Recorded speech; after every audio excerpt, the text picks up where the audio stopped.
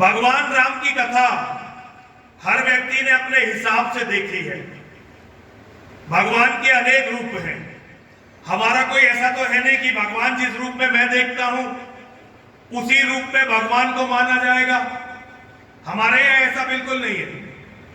World Hindu council of America के जो लोग आज अमेरिका में बैठकर शिव शक्ति धाम दासना में ये कथा करवा रहे हैं, मैं उन्हें बहुत बहुत साधुवाद, बहुत बहुत आशीर्वाद देता हूं। महेंद्र सापा जी हैं और उनके बहुत सारे साथी हैं, वो इस कथा को करवा रहे हैं अमेरिका में बैठकर, world Hindu council of America के माध्यम से।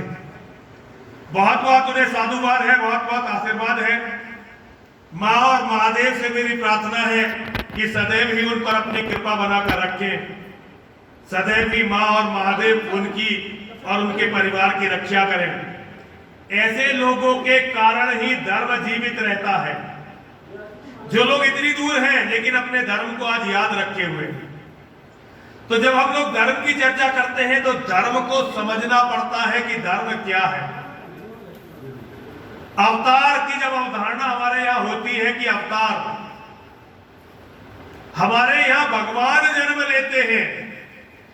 केवल भारत की भूमि और सनातन संस्कृति ऐसी है जहां भगवान स्वयं जन्म लेते हैं। नहीं तो दूसरी भूमियों पर, दूसरी संस्कृतियों में वो अपना कोई फरिश्ता भेजते हैं, अपना कोई दूत भेजते हैं।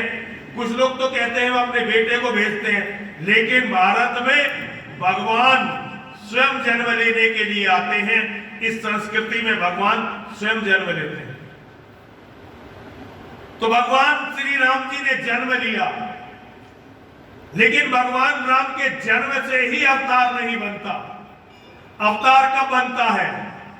भगवान राम वनों में गए, वनों में उन्होंने सफेद रंग के पहाड़ देखे और उन्होंने ऋषियों से पूछा, मुनियों से पूछा कि भाई ये क्या है, ये ऐसा कैसा पहाड़ है जिस पर कोई वनस्पति नहीं है। तो ऋषि मुनियों ने उन्हें बताया कि राक्षसों ने ऋषि मुनियों, ब्राह्मणों, विद्वानों और मानवों को खाया और खाकर उनकी हड्डियों को फेंक दिया। आज ये हड्डियों का ढेर सफेद पहाड़ के रूप में यहां से परिलक्षित हो रहा है, सफेद पहाड़ के रूप में। तो भगवान ने अपने दोनों हाथ ऊपर उठाए, भुजा ऊपर की, और एक प्रण लिया, निश्चरहीन करहु मही, भुज उठाए पन कीन, सकल मुनिन के आश्रम जाए जाए सुख दीन।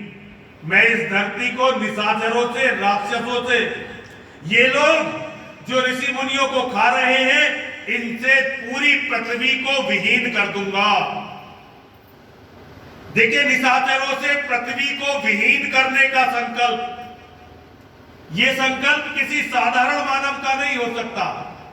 ये संकल्प भगवान का है। और इसका एक अर्थ ये भी है कि जो लोग धर्म की रक्षा के लिए खड़े हो जाते हैं, उन्हीं को ईश्वरीय अंश या अवतार माना जाता है। यदि आप लोग धर्म की रक्षा के लिए कुछ भी कार्य करोगे तो वो कार्य ईश्वरीय कार्य माना जाएगा और परमात्मा का आशीर्वाद, परमात्मा की अनुकंपा आप पर प्रकट होगी और दुनिया आपको अवतारी पुरुष मानेगी।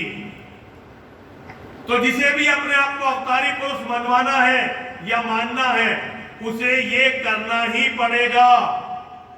दुनिया में जो लोग धर्म के लिए लड़ते हैं, धर्म का कार्य करते हैं, उन्हें ही अवतारी पुरुष माना जाता है, उनमें ही ईश्वर का अवतार माना जाता है। निश्चरहीन करहु मही, पूरी धरती को निशाचरों से हीन कर दूंगा। भुज उठाए पन कीन, अपने हाथ उठाकर भगवान ने ये निश्चय किया। और सकल मुनिन के आश्रम जाए जाए सुख दीन, सब ऋषि मुनियों के आश्रम पर गए और उन्हें सुखी किया। सुखी कैसे किया? जब भगवान ने निशाचरों का वध कर दिया, निशाचरों की हत्या कर दी, निशाचरों का हनन कर दिया, तो ऋषि मुनि मानव अपने आप ही सुखी हो गए। गोस्वामी तुलसीदास जी ने बताया